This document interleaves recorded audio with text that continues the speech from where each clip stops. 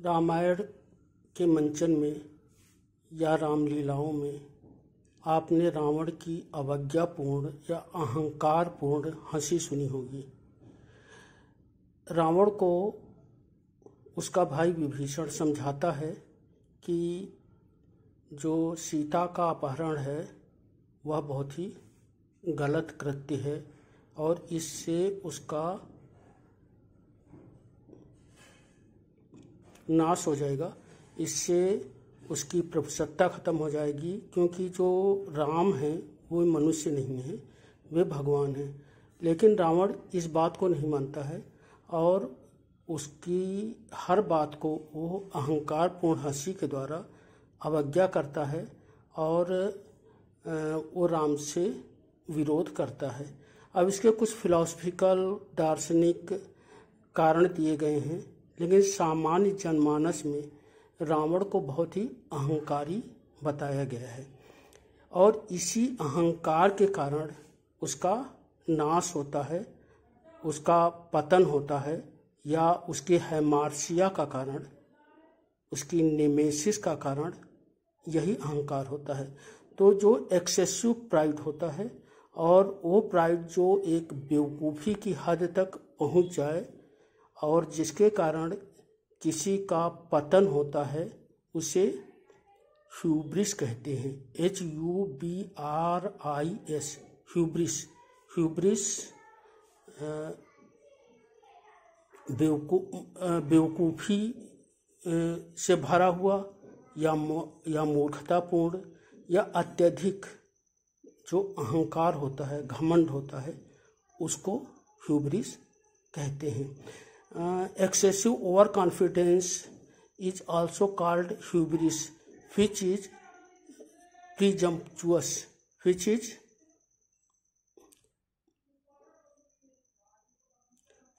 expresses foolishness। तो जो hubris होता है वो यदि ऐसी अहंकार हो, ऐसा घमंड हो जो कि निराधार हो, या केवल एक घमंड होता, अहंकार होता है, एक बेवकूफ़ीपूर्ण अहंकार, वो ह्यूब्रिस कहलाता है।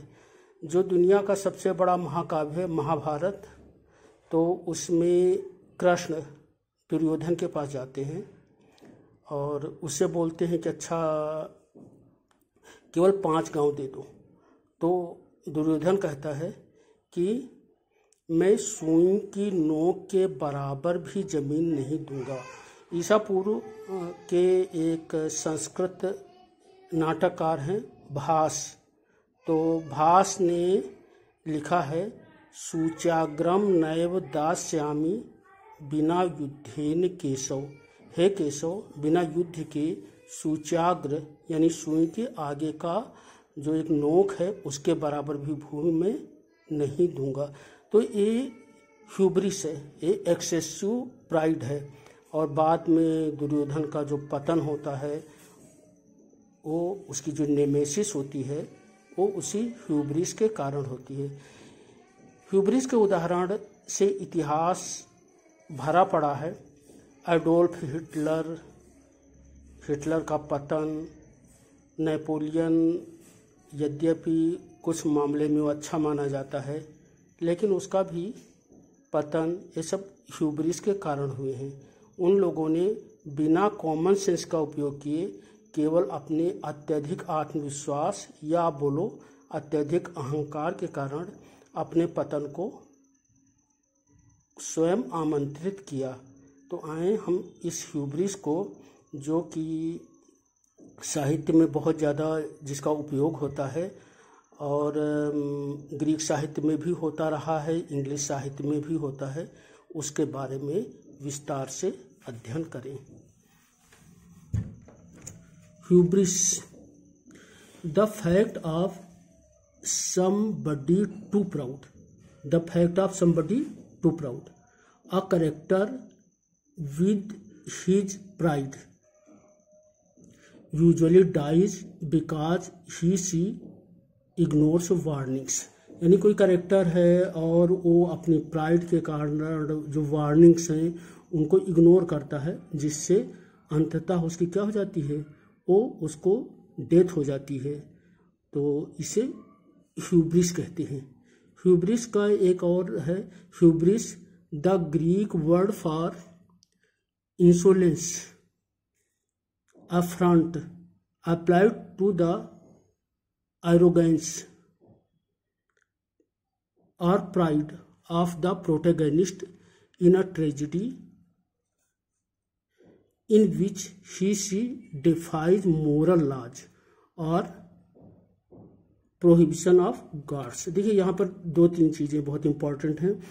ग्रीक लोग बहुदेववादी थे, उनके बहुत सारे देवता थे, बहुत सारे गॉड्स थे।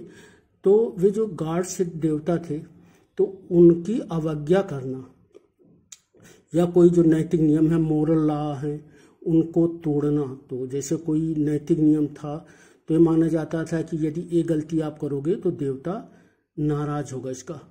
यदि आप पेड़ काटोगे तो जो ड्राइड्स हैं, वृक्ष देवता है, वो नाराज होंगे। और देवता बहुत ही ताकतवर होते थे, सर्वशक्तिमान होते थे, तो वे सजा देते थे। और तो लोग क्या होते थे, अपने एरोगेंस में, ह्यूब्रिस में, जो मोरल लॉज थे या जो देवता थे उनकी बात नहीं मानते थे और जिससे उनको सजा मिलती थी। तो एक्सेसिव प्राइड में द प्रोटोगैनिस्ट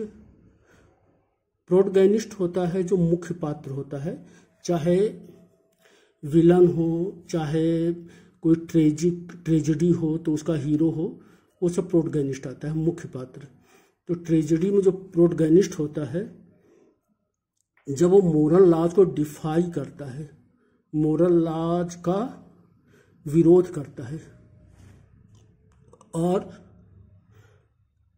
प्रोहिबिशन ऑफ गॉड्स, जो गॉड्स के निषेध होते हैं उनका वो विरोध करता है, तो उसको सजा मिलती है। Hubris, overweening that is excessively presumptuous pride. तो overweening pride, excessively presumptuous pride, ये ह्यूब्रिस का जो है पर्यायवाची है, सिनोनिम है। ह्यूब्रियस्टिक, तो ये ह्यूब्रिस से बना हुआ एडजेक्टिव है, एडजेक्टिव ह्यूब्रिस्टिक। एग्जाम्पल्स, तो डॉक्टर फास्टस, क्रिस्टोफर मार्लो का जो प्ले है, तो उसमें डॉक्टर फास्टस बहुत ही एम्बिशस है, इतना ज़्यादा एम्बिशस है कि वो अपनी जो सोल है उसको तक बेच देता है। तो डॉक्टर फास्टस का फिर पतन होता है उस एम्बिशन के कारण।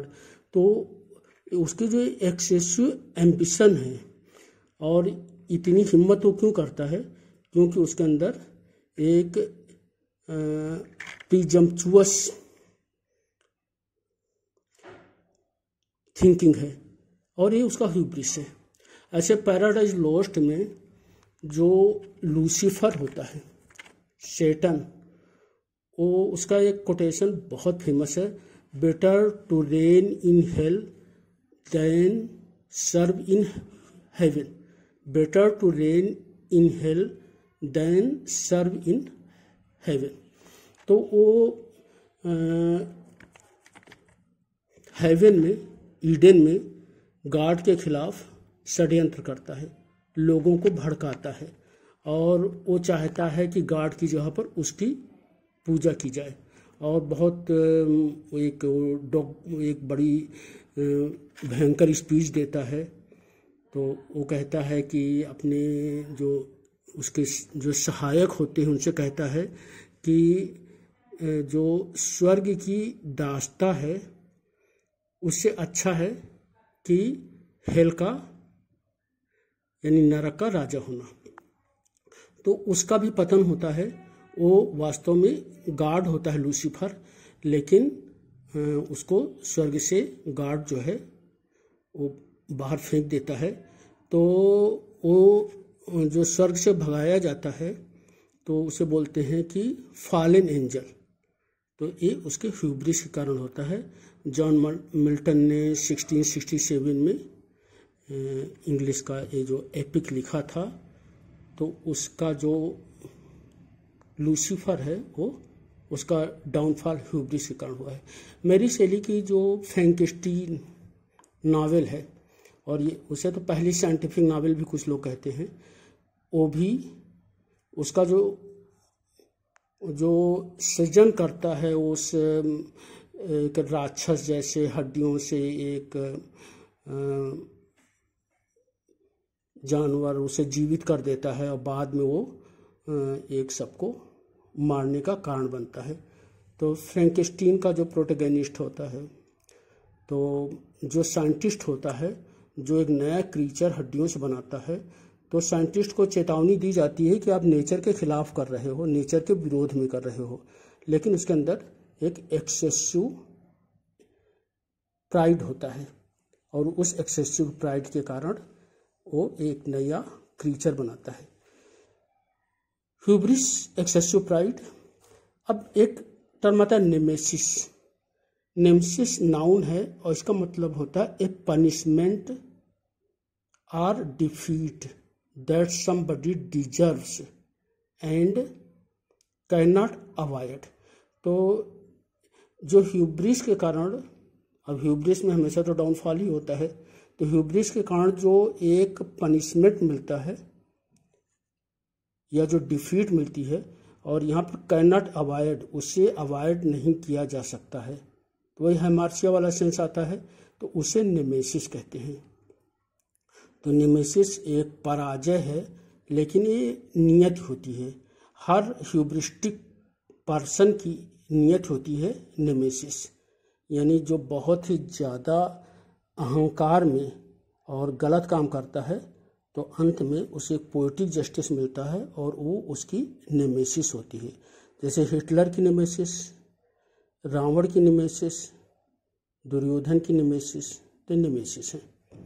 या डॉक्टर फास्टस की nemesis. Hamartia, hamartia tragic flaw या the false step that leads the protagonist in a tragedy to his her downfall. तो ऐसा होता है कि ट्रेजेडी में जो प्रोटैगनिस्ट होता है वो कोई न कोई एक गलती करता है, एरर करता है, या कोई न कोई वो फॉल्स स्टेप उठाता है, और उस फॉल्स स्टेप के कारण उसका डाउनफॉल होता है। यही हेमार्सिया होती है। जैसे हैमलेट है तो वो एक्सेसिव थिंकिंग करता है, जो मैकबेथ है ओवर एम्बिशियस है। तो ये जो फॉल्स स्टेप्स उठाते हैं, कोई ना कोई गलतियां करते हैं अपने नेमेसिस के लिए, और यही जो फॉल्स स्टेप उठाने का जो प्रवृत्ति है, ये हेमार्सिया कहलाती है। हेमार्सिया की एक और है error mistake of judgement. Error mistake of judgement, यानी वो जो है वो एक्चुअल में वो समझ नहीं पाता है, उसकी जो है मिस्टेक हो जाती है समझने में, तो कि ये गलत चीज़ है और इससे डाउनफॉल होगा। तो जो जजमेंट का मिस्टेक होता है ये हेमार्सिया होती है। और अंतिम चीज़, hubris is a one common form of hamartia in Greek tragedies. तो जो ग्रीक ट्रेजेडीज हैं उनमें जो हेमार्सिया होती है, यानी जो एक ट्रेजिक फ्लॉज होते हैं या जो जजमेंट के गलत स्टेप्स होते हैं, एरर्स होते हैं, तो उनका एक बड़ा कारण ह्यूब्रिस भी होता है। यानी ह्यूब्रिस हेमार्सिया का एक बड़ा कारण होता है। जैसे हेमार्सिया के अलग अलग कारण होते हैं, तो उनमें एक बड़ा कारण ह्यूब्रिस भी होता है। तो ह्यूब्रिस ये होता है एक्सेसिव प्राइड या foolish pride which leads the downfall